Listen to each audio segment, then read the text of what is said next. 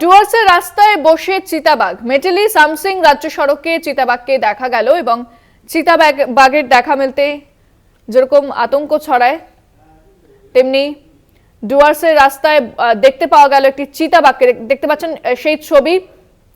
চিতাবাঘটি বসে আছে রাস্তায় এবং গাড়ির লাইট পড়তেই সে জঙ্গলের দিকে চলে যাচ্ছে এবং চিতাবাঘের দেখা পাওয়াতে স্বাভাবিকভাবেই আতঙ্ক ছড়িয়েছে পর্যটকদের মধ্যে।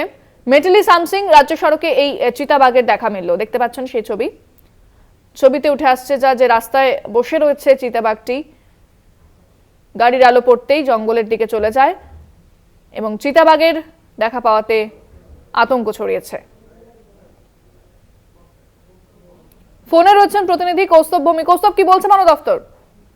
বন দপ্তরের তরফ থেকে বরাবর যেটা বলা হয় যে যেহেতু ওই রাস্তায় দুপাশে চা বাগান রয়েছে এবং বন্যযন্ত্র সবসময় একটা দেখা মেলে, এই কারণে বন দপ্তরের তরফ থেকে ওই এলাকায় রুটিন টহলদারি সেটা কিন্তু রীতিমতো বাড়ানো হচ্ছে।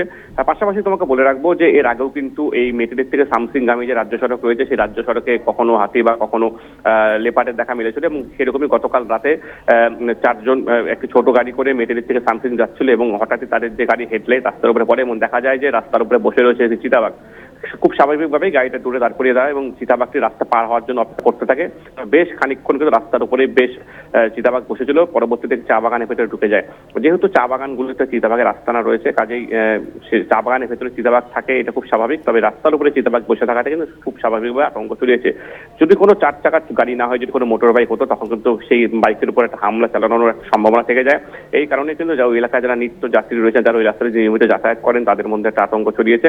তবে বন দপ্তরের তরফ থেকে যেটা জানানো হয়েছে যে যেহেতু চা বাগানগুলির থেকে যদি কোনো রকম ভাবে চিতাবাঘ ধরার জন্য খাঁচা পাতার আবেদন করা হয়, তবে কিন্তু খাঁচা পাতা হবে এবং মানুষকে কিন্তু এলাকা সচেতন করা হচ্ছে। ইন্দ্রাণী, ধন্যবাদ কৌস্তব।